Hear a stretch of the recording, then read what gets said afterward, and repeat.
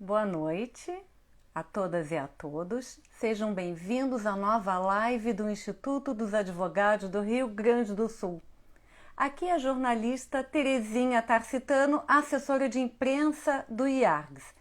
O nosso convidado de hoje é o Dr. Mauro Leffler, que é associado do IARGS e vai falar sobre o tema Direito da Energia. E quem fará a saudação hoje ao nosso convidado, ao Dr. Mauro Leffler, é a presidente do IARGS, a doutora Sulamita Santos Cabral, que vai estar entrando daqui a pouquinho. Já vejo a minha querida amiga Ana Amélia Prates, aguardando aqui a doutora Sulamita Santos Cabral, mas eu acho que ela ainda não entrou. Então, enquanto isso, eu vou dar uns recadinhos do IARGS, que está com uma plataforma 100% online. Confira o site, blog, as redes sociais e o canal do YouTube, que estamos sempre com uma variada programação online.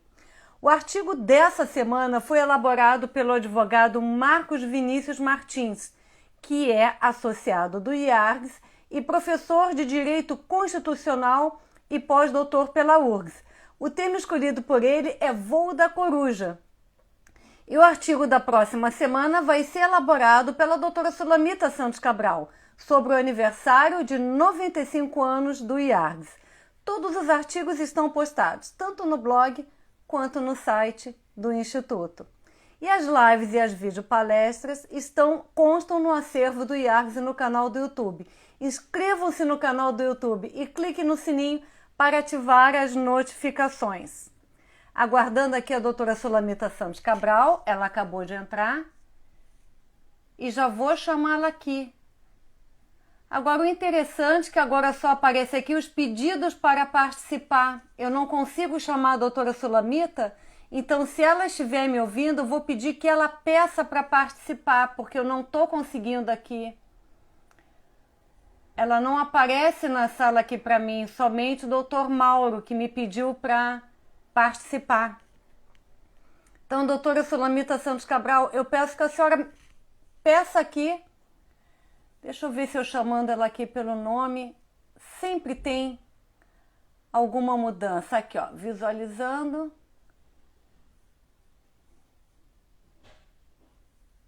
Agora sim, vai dar certo.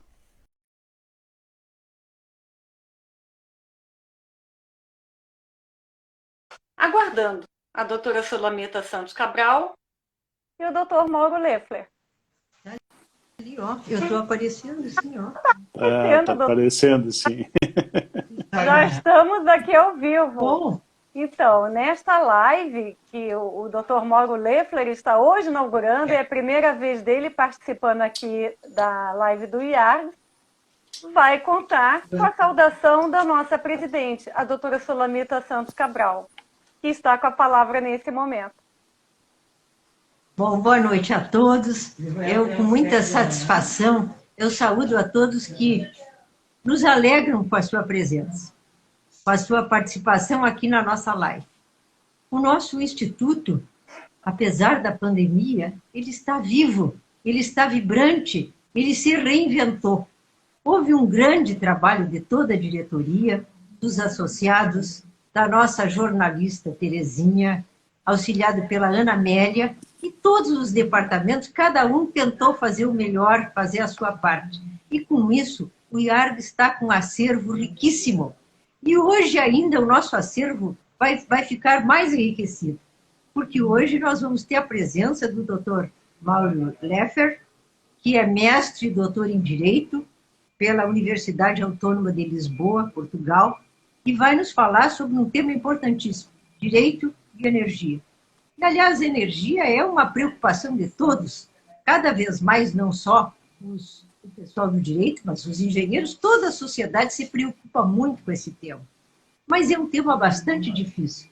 Então, nós temos um associado que é especialista nisso. E é com muita alegria que nós o recebemos hoje.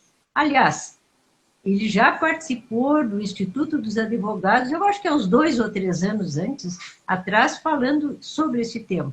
Foi muito, muito importante. E agora vai nos brindar hoje com esta sua palestra sobre esse tema novamente, um tema que é o tema do momento e a preocupação de todos. Então, com essas palavras, eu o saúdo e agradeço a presença de todos os que estão nos ouvindo. Vamos aguardar a palavra do Dr. Mauro, referente à sua fala, por favor. Boa noite a todos. Não é apenas a primeira vez no IARGS que eu participo, mas sim a primeira vez que eu participo de uma live, então já peço de antemão àqueles que estejam nos assistindo que perdoem alguma gafe, porque eventualmente o nervosismo na primeira vez sempre é possível, é bastante provável que ocorra. Doutora Sulamita, é um prazer rever a senhora, saber que a senhora está muito bem e continua à frente do IARGS. Eu estive no IARGS em 2017, fazendo essa palestra que a senhora falou, falando sobre o direito da energia. E o direito da energia, durante as minhas pesquisas no doutorado, a ciência, os especialistas da área diziam o seguinte: se a energia faltasse nesse momento no mundo, cerca de 2/3 da população mundial pereceria. Ou seja, sem energia nós não teríamos a população, nós não teríamos, eu acredito que pode ser até maior isso.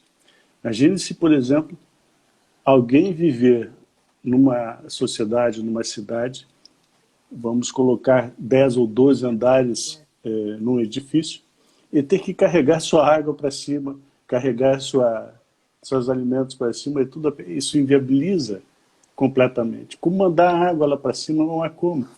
Então, essa vida, como nós conhecemos, realmente desapareceria. A importância dele começa por aí. Então, doutor, eu vou aproveitar a sua presença aqui. Sim. Eu gostaria de sair, depois eu volto para dar mais espaço para o nosso palestrante, tá? Não quero dividir a tela com ele, gostaria de ouvi-lo, tá certo? Então, pode, por favor. Perfeito, então. Ao final da live, a doutora Sulamita retorna, porque ela tem um convite muito especial para fazer. Aí, da mesma forma, a senhora se convida para poder participar, tá certo, doutora? Certo. Até daqui a pouquinho, certo. Então. Eu vou ficar assistindo. Tá Ficaria certo, assistindo. Então. Combinado?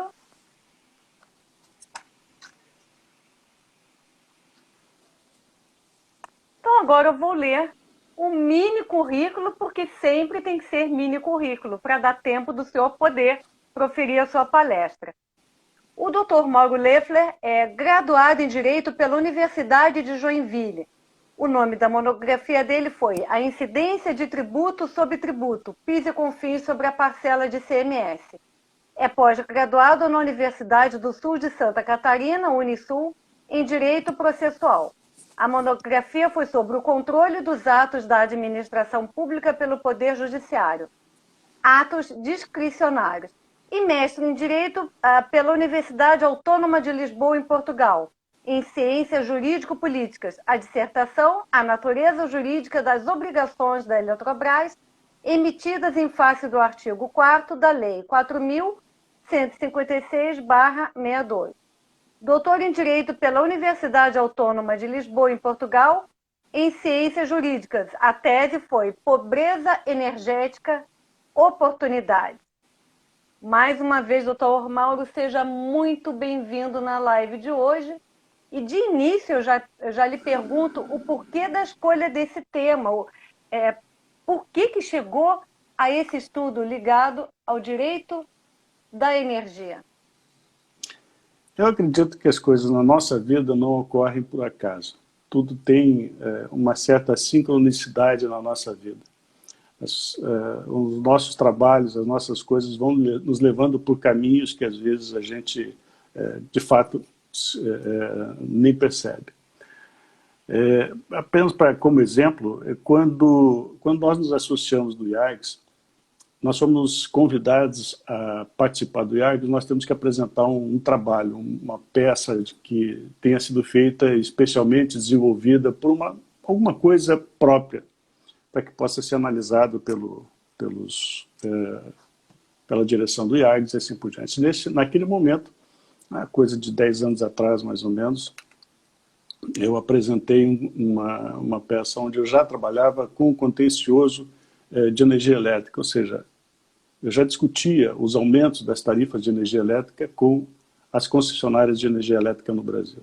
Havia uma série de aumentos indevidos nas tarifas de energia, e ali começou, e esse foi o trabalho que eu apresentei. Mas para fazer esse trabalho, uns 2 ou 3 anos antes disso, eu não trabalhava na área de energia, eu sou oriundo do direito tributário, do direito empresarial. E aí um cliente diz, olha, preciso que tu faça isso. Eu disse, mas isso não é minha área, isso aqui é direito regulatório, mas dentro do direito regulatório tem tanta coisa. E por trás do direito regulatório, o que significa tudo aquilo que ali está sendo dito, é um mundo que começou a se abrir. Recordo que comprei de cara 11 livros, né, para poder entender o que eu estava fazendo, onde é que eu estava me metendo. E aí é que a coisa começou. Não é a primeira vez que eu ouço de um advogado que acabou mudando um pouco o rumo, né, a sua especialidade, por conta de uma necessidade de um cliente e acabou se especializando na área. Muito bacana, mas deixa eu aproveitar aqui e dizer que a doutora Cláudia Barbedo está na live, lhe saudando, a doutora Simone, que faz a perícias, deixa eu ver quem mais aqui, a doutora Stephanie Teixeira, que está lhe dando boa noite, o doutor Márcio Garbim Barbosa, o doutor Jorge Alberto Araújo, também está aqui, a doutora Tereza Cristina Mexe, nossa querida amiga, também está aqui, o doutor Paulo Ricardo de Oliveira, a doutora Andréa Visotto, o doutor Carlos Moreira também presente, a doutora Stephanie Teixeira dizendo, parabéns pelas pesquisas, doutor Mauro Leffler. Doutor Carlos Moreira também aqui. Então, muitas pessoas aqui lhe saudando na sua live de estreia no dia de hoje. Nessa mesma época, eu já tinha diversos processos cobrando crédito da Eletrobras em razão das obrigações emitidas por ela. E essa matéria, junto com a parte de energia que eu já vinha desenvolvendo, houve a necessidade, porque os tribunais todos, naquele momento, estavam contra a decisão, continuam contra. Eu ainda tenho alguns processos em andamento, mas tenho a esperança ainda de mudar o entendimento do STJ. É uma pretensão fazer o quê? Eu estudei tanto para isso, mas eu consegui descobrir o que realmente e acabou se tornando a minha dissertação de mestrado, as obrigações da Eletrobras, por que elas foram emitidas, em razão do que elas foram emitidas, tanto que eu trabalho a natureza jurídica das obrigações do portador da Eletrobras. Qual é a natureza dela? E eu acabei descobrindo que a natureza jurídica é de direito privado. Imagine-se assim, só para não entrar muito a fundo, né, mas como o direito da energia vai permeando outras áreas do direito, se a União, ou melhor, qualquer administração pública emite um cheque, né, para pagamento, que seja de funcionário público ou de um fornecedor, assim por diante, o direito que envolve esse cheque continua sendo direito privado. Ele não muda porque ele não se torna um título público porque foi a União, a administração que emitiu. Então a gente já começa a ter uma outra visão dessa possibilidade, ou seja, título público emitido somente pelo ente público e não por empresa privada. Então essas coisas começaram a despertar. E no meio eu estou trabalhando e discutindo com quem? Com o regulador naquele momento, a maior empresa de energia das Américas. Né? Por quê? Sim.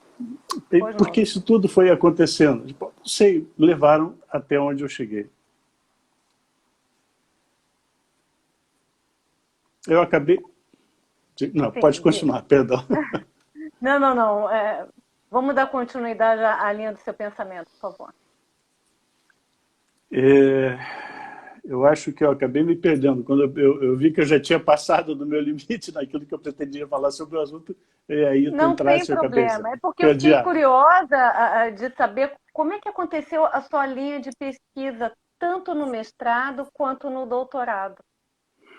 O senhor já explicou por que chegou o direito da energia, né? Que foi por conta de um cliente que o senhor comprou Isso. diversos livros e se especializou. Isso. E para fazer tanto o seu mestrado como o doutorado em Portugal, como é que aconteceu a sua linha de pesquisa? Como eu fui para O lá, que o senhor trabalhou? eu fui para lá para fazer exclusivamente mestrado, não fui fazer o doutorado. Mas o mestrado ele tem uma limitação de páginas, uma limitação de tempo, uma série de limitações que impede que a gente aprofunde mais o estudo do que aquilo que foi apresentado na minha dissertação. Eu cheguei ao limite dentro do que se propõe o mestrado. Então, o professor, na época, me convidou para fazer o doutorado e disse, segue o teu trabalho adiante. Vamos estudar, vamos seguir, segue adiante e vamos fazer pesquisa dentro dessa área. Muito bem. Foi aí que eu acabei concluindo, e já fiz as conclusões antes, mostrando o exemplo do cheque dentro das obrigações da Eletrobras, e não precisa entrar, porque senão a gente vai entrar num assunto que vai fugir bastante daquilo que a gente se propõe.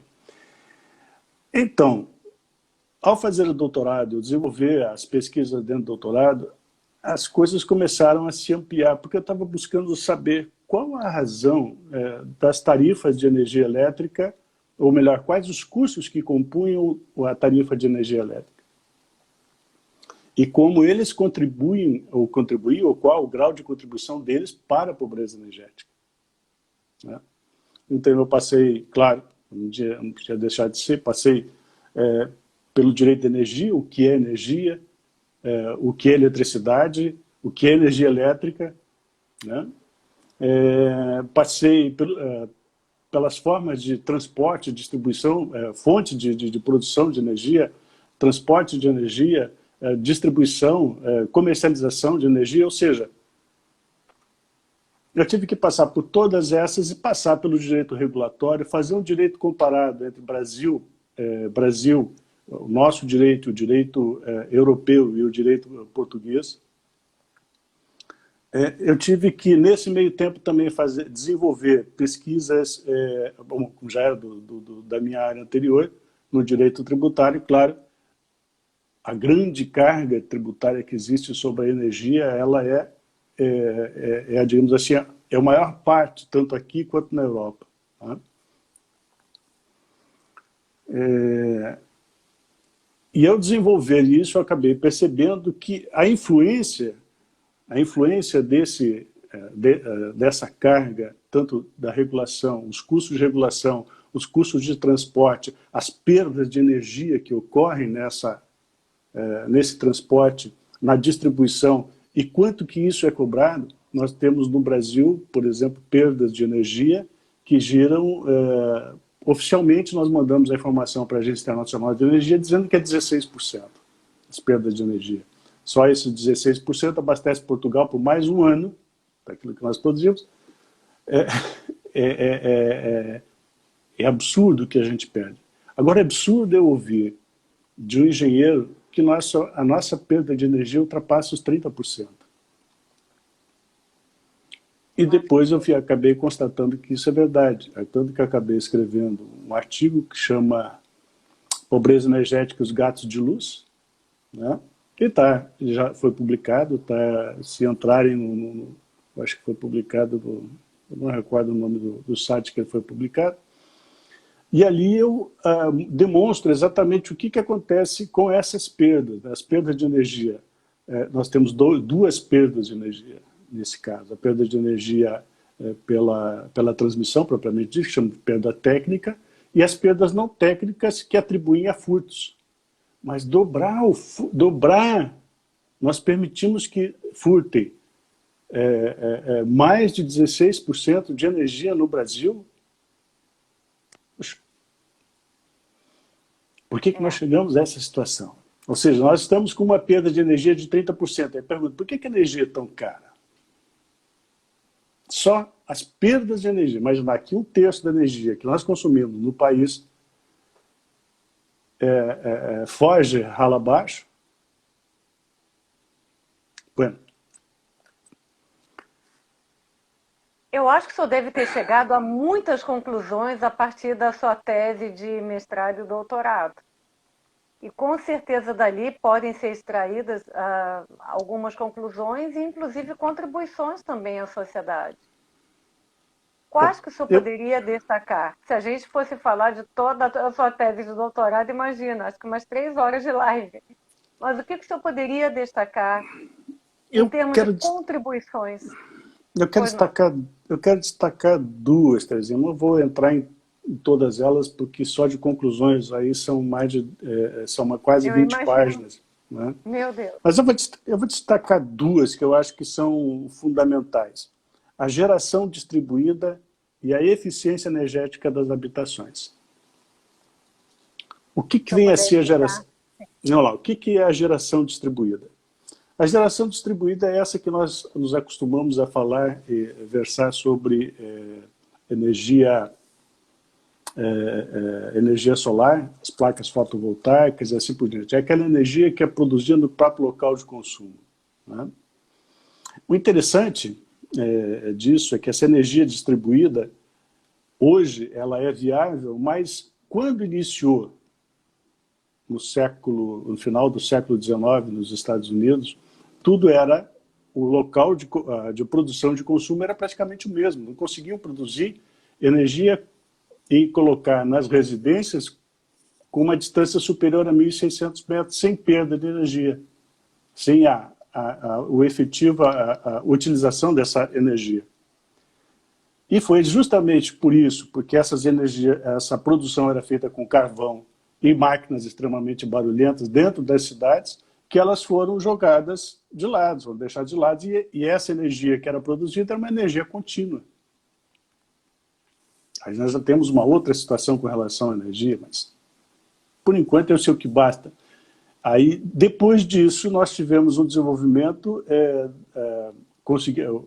Nikola Tesla descobriu uma forma de fazer produção de energia elétrica a longas distâncias, utilizando quedas d'água, por exemplo, né? E venceu uma concorrência internacional, porque a perda que ele tinha era quase insignificante jogando energia alternada para dentro do sistema de transmissão. Ora, a partir de então nós temos a energia alternada, temos que mudar todos os sistemas existentes até então, e não valeria a pena. Então, naquele momento, alterar tudo, mas teve que ser alterado, e hoje o que nós temos é a energia alternada. Essa energia que nós produzimos em casa, através das células fotovoltaicas, através da energia eólica, por exemplo, dos cataventos, é energia contínua, aquela mesma do início, do final do século XIX.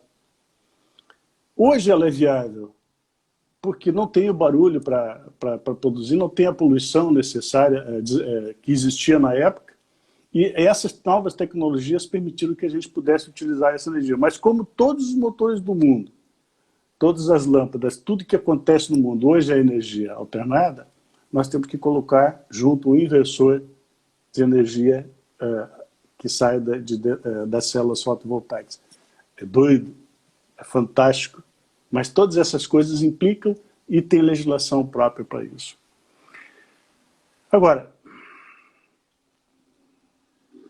então eu saúdo com muita alegria e acho que a geração distribuída um futuro já é presente e ela vai se ampliar e muito para que nós possamos contribuir com a minimizando as perdas de energia que ocorrem naquele volume que eu acabei de mencionar anteriormente.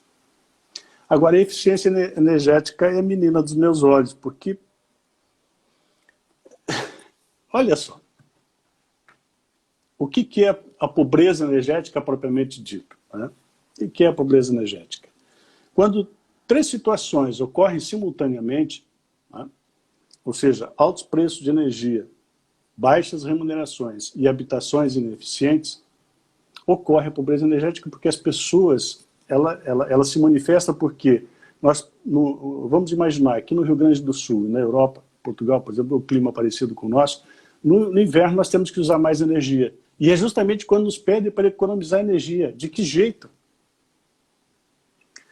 Se nós temos uma habitação ineficiente,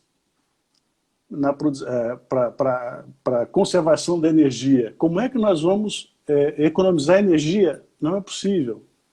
Do que eu estou falando? Do que é essa eficiência energética? Nós temos eficiência energética para motores, para automóveis, para uma série de coisas no Brasil, mas não temos para as habitações ainda. Mas vamos ter. Porque essa é a fonte para a gente reduzir o consumo de energia elétrica. O que eu estou falando? A maioria dos edifícios em Porto Alegre, se nós formos até a nossa janela da nossa casa, ela deve ser de alumínio. Certo? Certo. O alumínio é um grande transportador de energia e de calor principalmente.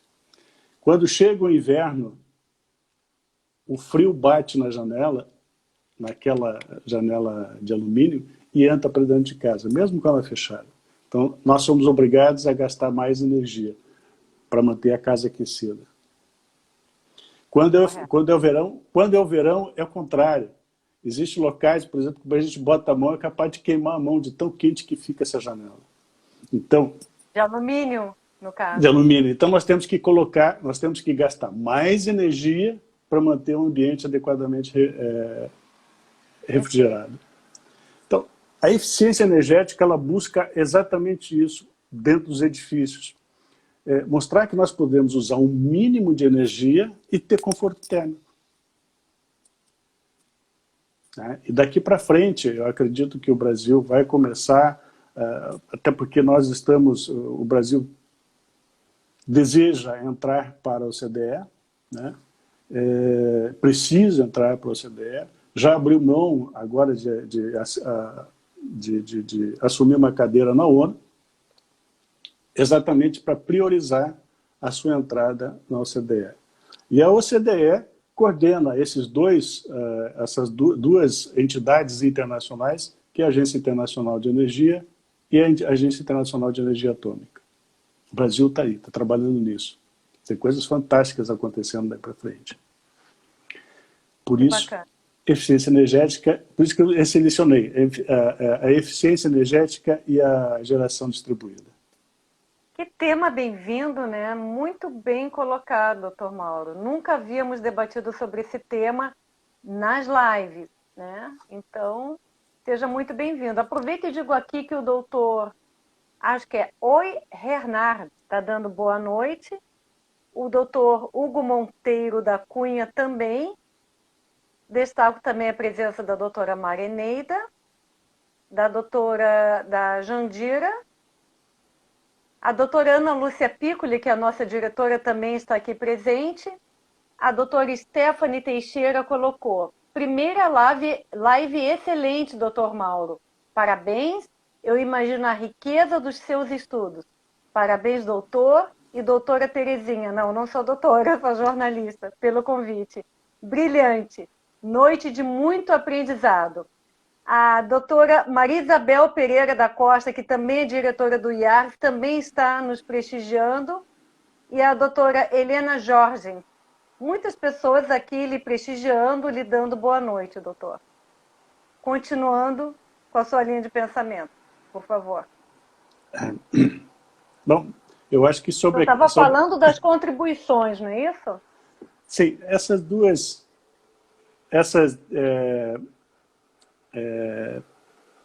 eu estava falando das sim, quais as principais contribuições do meu trabalho. Eu identifiquei essas duas, a geração distribuída, que eu já falei, a história dela, de onde é que ela surgiu, como ela chegou até nós. Essa geração, essa geração, a geração distribuída, tanto eólica quanto solar, elas são é uma forma fantástica de nós evitarmos aquelas perdas de energia que a gente estava falando ainda há pouco, né? Que chegam no Brasil a 30%. E quando eu falei do artigo que eu escrevi sobre pobreza energética Como é que é o nome do seu artigo? O senhor não está lembrando do site, mas se a pessoa colocar no Google, deve localizar. Pobreza energética e os gatos de luz. Né? Nesse trabalho, eu acabo identificando, eu estava falando da geração distribuída, agora quando a senhora me interrompeu de novo, perdi a linha, o que era realmente importante para falar sobre a questão Já da geração localizei, distribuída. foi no Jus Brasil. Quem quiser conferir, está no Jus Brasil, esse artigo. Já localizei aqui, o Google é um santo, né? Tudo que a gente quer, a gente localiza. Então está no Jus Brasil esse seu artigo. Pobreza energética e os gatos de luz. Está aqui. Jus Brasil. Bom, a geração distribuída, agora eu recordo, a geração distribuída ela cumpre um papel fundamental na tarefa de reduzir as perdas e, ao mesmo tempo, desenvolver um trabalho para que diminua os furtos de energia e até mesmo descaracterizar o furto de energia. Quando eu disse que nós temos uma perda superior a 30% de energia, eu fui buscar algumas informações para aquele artigo e verifiquei, por exemplo, que o estado do Amazonas tem uma legislação própria para a área de energia, bastante rígida em relação aos fornecedores de energia, e ela, como essa rigidez do Estado em relação ao concessionário de energia elétrica, criou uma situação quase de insolvência para aquela empresa, né? Então ela saiu ela não estava mais conseguindo receber ICMS pelo consumo de energia elétrica. O que ela fez? Ela baixou uma legislação nova sobre ICMS e fez substituição tributária para a energia elétrica no estado do Amazonas. Agora, sabe qual é a alíquota que ele propôs, o estado do Amazonas, para a substituição tributária? 150%. 150%. É por isso que vale a pena dar uma olhada nesse artigo, porque ali mostra coisas que a gente pensa que quando eu conversei com os colegas, a gente pensa que é só ficção, que é exagero da parte dos outros. Não, mas 150% representa exatamente aqueles 30% que ele deveria arrecadar dentro da tarifa de energia elétrica. Então ele precisa colocar 150%, porque 30%, um terço do preço da energia é a própria energia. Um terço é transporte, distribuição, destinado a transporte e distribuição. Certo. E o outro terço é destinado à tributação. Só que esse outro terço, quando ele é aplicado sobre esses custos, ele é um absurdo. Ele é exatamente isso que é proposto como é que se diz, na lei do Estado do Amazonas. 150% para a substituição tributária da energia elétrica. Eu acho que com isso eu consigo... Com certeza, muito interessante. E eu fico aqui querendo saber, tu fala sobre o direito da energia, né? Então, a diferença do direito da energia, o direito internacional da energia, como que a gente poderia falar sobre ambos ou fazer uma diferenciação, doutor? Bom, o senhor deve ter aprendido muito, enfim, deve ter diversas observações, até porque a sua tese, tanto de mestrado e doutorado, aconteceu em Portugal, né? Sim, sim. Então, creio que o senhor deve, de repente, poder falar da diferença entre ambos. A riqueza de se fazer um mestrado e um doutorado fora do Brasil é justamente para a gente poder fazer comparações com aquilo que a gente tem aqui dentro. Perfeito. E com aquilo que é feito lá fora. Às vezes nós estamos tão focados no problema que nós não conseguimos encontrar a solução. E ele está ali, às vezes, na nossa cara, né? Por exemplo, um outro artigo que eu escrevi, esse eu acho que foi publicado no IARGS, né? Resiliência energética. Ah, sim, foi no IAR. Acho que está no site do IAR. O que é resiliência energética? De uma forma bastante resumida. Resiliência energética caiu todo o sistema. Nós temos uma crise hídrica que não, para nós, crise hídrica é falta de energia, a gente já sabe disso. Ou seja, os rios baixos, melhor, os reservatórios baixos, e a gente vai ficar sem energia. Então precisa reduzir o consumo de energia para que os reservatórios aumentem. Então, se isso ocorre de uma maneira geral no Brasil, né, como está acontecendo nesse momento, como é que nós resolvemos o problema? Isso é o que se propõe a resiliência energética. Nós temos que ter mecanismos, e isso o Brasil já vem fazendo, mas ainda não conseguimos concluir esses trabalhos. Então, quando eu ouço as pessoas falando que o carvão, que o petróleo são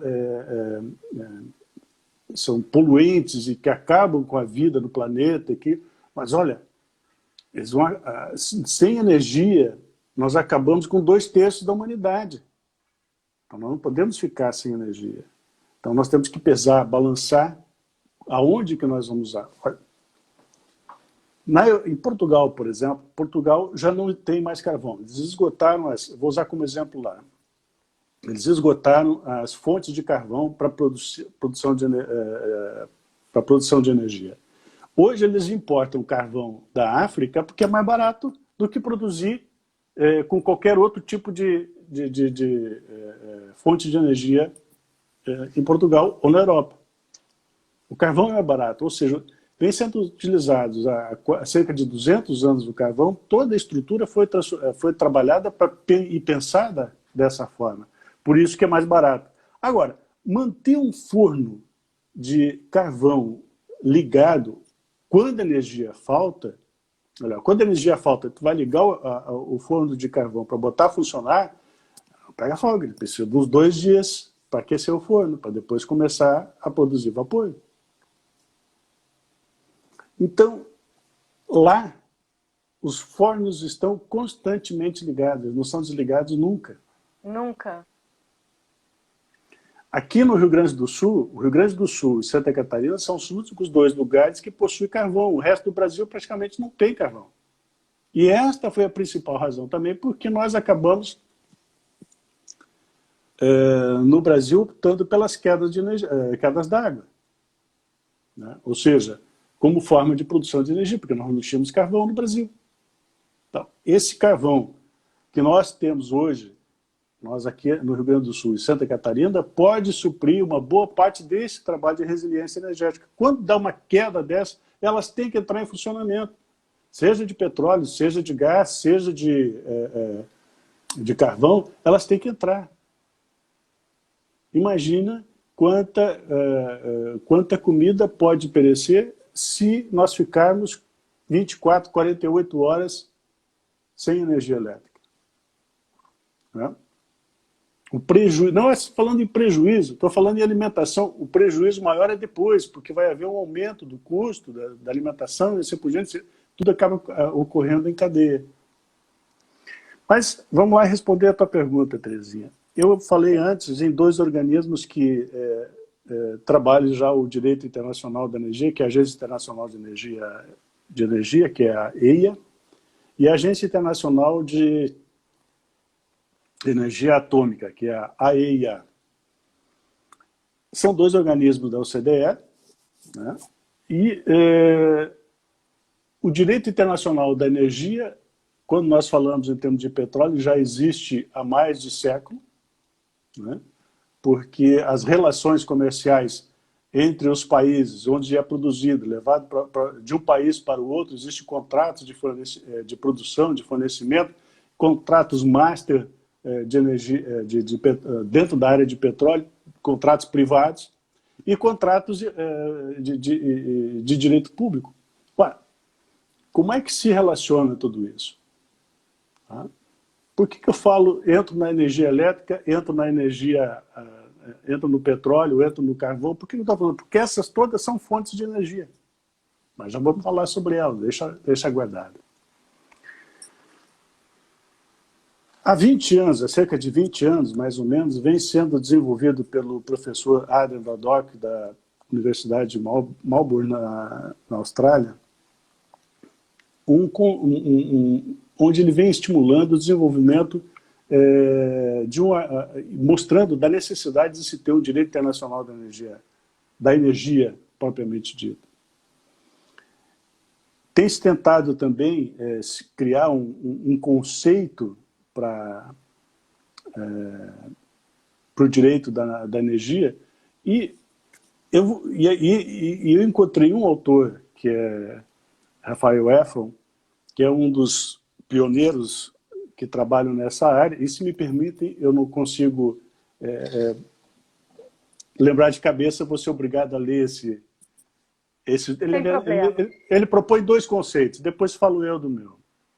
Pois não. O direito da energia é interdisciplinar porque ele reúne um conjunto multifacetado de estatutos, regulamentos e políticas federais, estaduais, que governam o desenvolvimento, o uso de recursos energéticos, de instalações relacionadas à energia e os preços de serviço dessas instalações.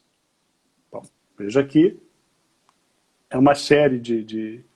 No outro campo, ele propõe o seguinte: o direito da energia compreende o desenvolvimento de recursos naturais usados para produzir energia, financiamento de projetos e outras estruturas de financiamento relacionadas ao desenvolvimento das instalações de energia, transporte confiável, entrega de energia aos consumidores, regulamentação, preços do serviço de energia prestado ao público, desenvolvimento das políticas estaduais e federais para promover e desencorajar o uso de tipos específicos de recursos energéticos, formulação e operação de mercado doméstico mundial para promover a fixação dos preços, a alocação eficiente de recursos que vão das energias renováveis, eólica, solar, álcool, biomassa, da energia nuclear, do carvão, do petróleo, do gás natural, para os transportadores de energia, como o hidrogênio, a eletricidade e as políticas para promover o uso eficiente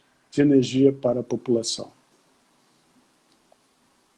Nossa, que estudo belo, né? Então, diante disso, eu de uma forma, procurando enxugar mais ainda, e digo mais, não tenho a competência desses autores para fazer isso, mas para que, de uma forma geral, a gente possa... tese de doutorado, né? Mas para que a gente possa, digamos assim, ter um ponto de partida, vai? Vamos lá. Para mim, trata-se de um direito holístico que, em face da sua transdisciplinariedade, né, é uma expressão que tem como fundamento a compreensão dessas normas jurídicas todas que eu acabei de falar, sua conexão nas áreas do direito e as demais áreas de conhecimentos relativos à energia. Penso eu que seja alguma coisa mais simplificada, para que a gente possa começar a falar sobre isso.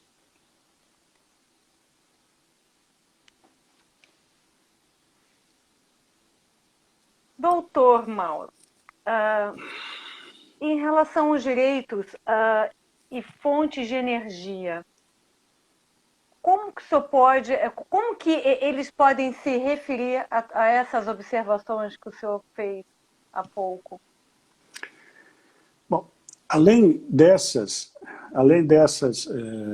dessa tentativa de conceito no direito internacional, no direito, vamos falar um pouquinho agora do direito brasileiro. Deixa eu fazer uma pincelada rápida na história do direito da eletricidade, no Brasil, que eu acho que é uma coisa fantástica. Na década de 50 se discutia no Brasil, e o professor Walter Tolentino Álvares, de Minas Gerais, da Universidade Federal de Minas Gerais, desenvolveu um trabalho muito bonito naquela época, tem diversos livros, né, e revista editada na época, onde ele desenvolve e mostra que a eletricidade, começa por aí, vamos trabalhar o que é eletricidade. Eletricidade não, a energia elétrica propriamente dita, ela não é uma energia, ela é um transportador de energia. A energia elétrica ela é fantástica, ela tem três características que eu acho fantásticas. Primeiro, ela é um transportador de energia, ela tem que ser produzida e consumida no mesmo instante que está sendo produzida. Agora o terceiro eu já me esqueci.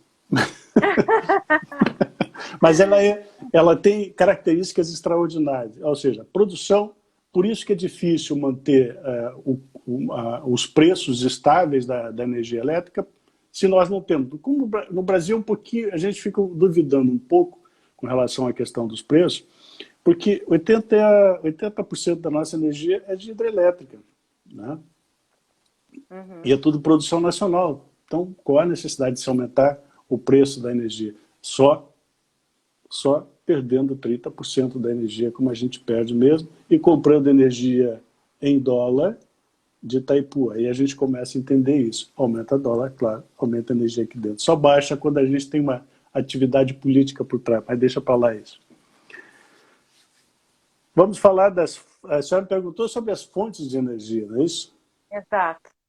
Vamos lá. O direito da energia, ele não é exclusivamente do direito da energia elétrica, né?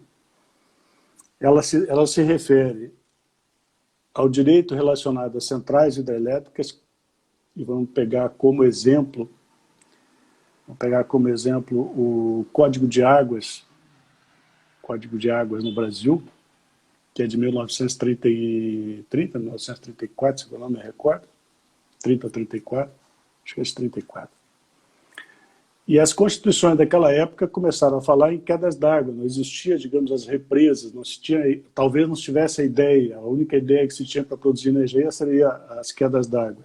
E ela que regula, e ainda regula, uma boa parte do direito da energia elétrica, né? Depois nós temos a outra fonte de energia, que são as termoelétricas. Nós temos a energia nuclear, que agora vai ganhar uma agência nacional, já tem uma medida provisória em andamento e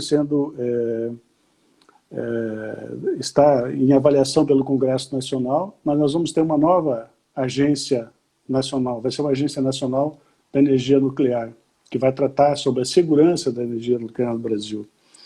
Nós temos as energias eólica, nós temos a energia solar, que são energias alternativas, nós temos a energia produzida pelo carvão, pela biomassa, pelo álcool, e diferentemente de Portugal, que não produz petróleo, né?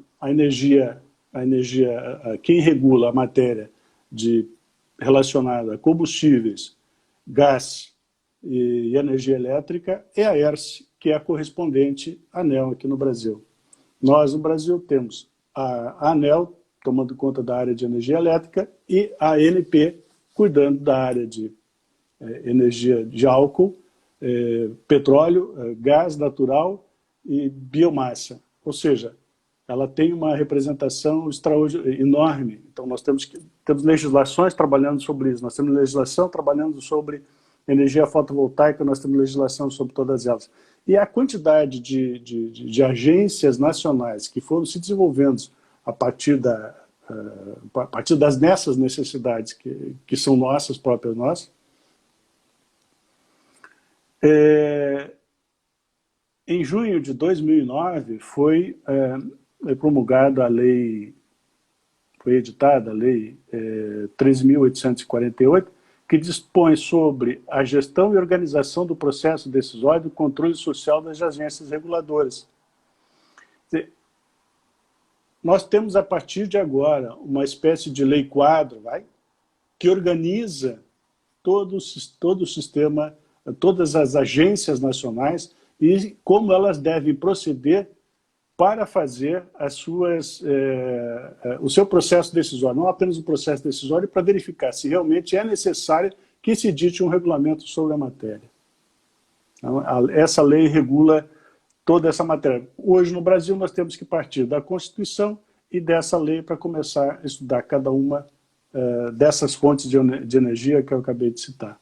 Cada uma delas pode se transformar em energia elétrica, como é a energia elétrica também, pelas suas características, pode se transformar nessas outras fontes de energia. Eu lembrei de uma coisa, deixa eu só completar. O outro transportador de energia, que é a energia do futuro e bastante próxima, o que está faltando ainda é descobrir uma forma de fazer com que se barateie o custo, é o hidrogênio. O hidrogênio ele é um transportador de energia exatamente como a eletricidade. Só que o resultado da fusão do hidrogênio com o oxigênio é água. Por isso a energia do futuro. Entendi. Doutor, eu vou lhe pedir suas considerações finais, porque a doutora Sulamita, a presidente do IARGS, ela vai retornar aqui à live. Inclusive, eu peço ela até aqui para pedir para entrar, porque ela vai fazer um convite bem especial para a live da próxima terça-feira, dia 26 de outubro. Realmente uma data muito especial para o IARGS. Então, eu solicito que o senhor faça as suas considerações finais na live de hoje, da sua estreia. Bom, primeiro eu estou vivo, consegui passar uma boa parte daquilo que eu imaginava que eu ia passar. Eu não sei se consegui passar o que eu gostaria de passar, mas enfim, foi possível. Mas eu espero, desejo, realmente agradeço a oportunidade de falar sobre o direito da energia. Tenho certeza que nós vamos ter outras oportunidades para desenvolver esse tema, talvez através de palestras, cursos, ainda não sei. Mas eu gostaria mesmo de fazer com que o Rio Grande do Sul olhasse um pouco mais, os colegas advogados olhassem um pouquinho mais para o direito da energia, porque o direito da energia hoje ele é desenvolvido e ele é muito forte em Minas Gerais e Rio de Janeiro. Talvez pela presença do petróleo, talvez pela presença da energia nuclear Angra 1, 2 e 3, talvez, mas nós precisamos estar atento a isso. Paraná hoje, Paraná foi escolhido para se tornar um dos países, um dos estados de referência de pesquisa da Agência Internacional de Energia. E está fazendo um trabalho fantástico, foi o primeiro no mundo a conseguir passar para a segunda fase. 94% da energia consumida no estado do Paraná é energia de fontes renováveis. Que fantástico.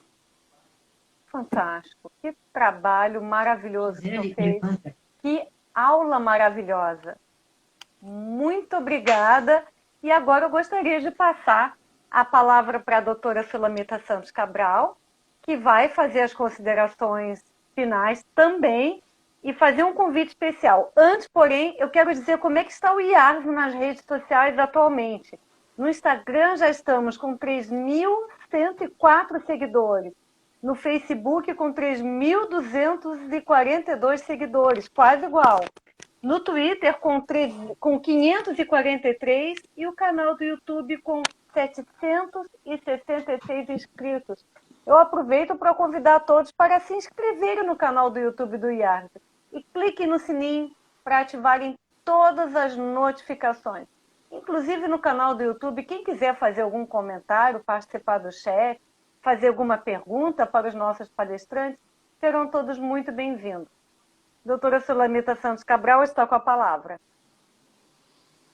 Bom, em primeiro lugar, eu quero agradecer ao Dr. Mauro por essa magnífica aula. É um tema importantíssimo, é um tema que todo mundo se preocupa com ele e é preciso alguém como o senhor, que é um grande especialista, que estudou profundamente o assunto, para chamar atenção sobre certos aspectos que às vezes a gente não se dá conta. Então, doutor Mauro, muito importante a sua participação, volte sempre, porque este assunto merece um estudo profundo, como o senhor fez. E mais ainda, não é? Nesse curto espaço, o senhor nos deu ideias, mas é óbvio que com todo esse trabalho de mestrado, de doutorado, tem muito mais a contribuir. Então, muito obrigada, doutor Mauro. Eu que agradeço. Muito obrigada. Eu que agradeço. Não, mas o IARGS é isso. O que nós temos que fazer é gerar cultura, difundir conhecimentos. E os nossos associados, cada um deles, na sua especialidade, contribui para aprimorar o direito. E é essa a nossa finalidade. E tem que ver com o que eu vou dizer. Terça-feira, o nosso instituto vai fazer 95 anos. Nós, no aniversário dos 93 anos, nós lançamos um livro, A História do Instituto. Mas depois veio a pandemia e esse livro não foi suficientemente divulgado como era de se esperar. Então, agora, nós, no aniversário, terça-feira, eu vou participar de uma live, juntamente convidei a historiadora Carla Viviane, e nós vamos possibilitar fazer o lançamento desse livro, que agora não vai ser 93, vai ser 95, porque nós estamos atualizando esses 2 anos de forma digital. Então, qualquer pessoa que quiser conhecer a história do Instituto, que é uma história muito, muito rica. Os grandes professores foram membros do Instituto, foram presidentes. Então, nós temos, por exemplo, o grande Luiz Cirne Lima, está lá, foi presidente. Nós temos estudos importantíssimos. Nós temos manifestações em períodos difíceis da nossa história. Eu fiz questão de transcrever uma ata, não disse nada, mas está ali para quem quiser ver as coisas que aconteciam e que o nosso presidente, Dr. Justino Vasconcelos, numa reunião achou muito importante tratar. E temos também os nossos festejos, os nossos eventos, os nossos simpósios, os congressos, enfim, está toda a nossa história ali, pelo menos os fatos mais importantes. Então, nós vamos fazer essa live. Vai ser que horas, Terezinha? Vai ser às 7? Vai ser às 20 horas, mas não pelo Instagram, vai ser pelo canal do YouTube do IARGS, tá? Vai ser pelo canal do YouTube, a partir das 20 horas, terça-feira que vem. Vamos usar a plataforma Zoom com transmissão ao vivo pelo canal do YouTube. Alguns comentários aqui, como do Dr. Oi Renardi, parabéns, Dr. Mauro, excelente palestra sobre energia. A doutora Cecília Oi Renardi Ibarra. A doutora Mareneida também congratulando, dando parabéns. O doutor Juliano também, a doutora Stephanie Teixeira, todos lhe congratulando pela excelente palestra hoje aqui. Então, só ratificando as palavras da doutora Sulamita Santos Cabral, na próxima terça-feira o IARGS vai estar comemorando 95 anos de fundação. E para, então, comemorar, nós vamos fazer uma live muito especial com transmissão ao vivo pelo canal do YouTube, onde a doutora Sulamita vai fazer um histórico sobre o Instituto e vamos lançar o livro histórico digital do IARGS. Na terça-feira que vem, dia 26, a partir das 20 horas, pelo canal do YouTube do IARGS. Doutor Mauro, gostaria de dar mais alguma palavra? Está aberto para o senhor. É só agradecer as palavras carinhosas da doutora Sulamita, agradecer aos convidados que estão aí participando e parabenizando pelo trabalho. Espero que eu tenha conseguido mostrar qualquer coisa que demonstre que existe muito mais coisa por trás de uma tomada. A gente não faz ideia nenhuma. A gente só faz ideia, eu vou botar a tomada a flecha aqui, vou ligar meu computador, a luz, e botar para funcionar. Mas para que isso tudo funcione, tem um cabedal de coisas por trás que é incrível para que isso funcione. E é aí que eu trabalho. Obrigado. Muito obrigada. Doutora Sulamita, então a senhora finaliza a live de hoje. Obrigada a todos. Então eu quero novamente agradecer ao Dr. Mauro, saudar a todos os que nos assistem, saudar especialmente a doutora Ana Lúcia Piccoli, membro da nossa diretoria, e a doutora Maria Isabel Pereira da Costa. E todos aqueles que nos prestigiam, não é? E convidar a todos para assistir essa live, terça-feira, que nós vamos trazer alguma coisa sobre o nosso histórico, a história dos 95 anos do nosso Instituto, e depois possibilitar que qualquer pessoa possa acessar de forma virtual. Isto é uma inovação, porque o IARGS, apesar dos 95 anos, ele também se moderniza. Nós temos que cultuar o passado, viver no presente, mas também, não é, doutor Mar? Nós temos que olhar no futuro, não podemos ficar à margem da história, à margem dos acontecimentos. Verdade. E, às vezes, eu também tenho gente da minha diretoria, como a nossa jornalista e outros mesmo, que às vezes me puxam, dizem, não, nós temos que nos modernizar. E eu também sou a favor de, cultuando o passado, fazendo uma homenagem a todos aqueles que fizeram o Instituto que ele é, a gente também precisa ir para frente. Então, espero todos na terça-feira que vem. Boa noite, obrigado pela audiência. Muito obrigada. E isso aqui tudo só existe pela permissão e incentivo da doutora Sulamita Santos Cabral. Muito obrigada a todos e até terça-feira que vem pelo canal do YouTube do Trabalho conjunto. Boa noite. Isso que é bom no IARGS, todo mundo trabalha todos junto. Boa juntos. noite. Muito obrigada, boa noite.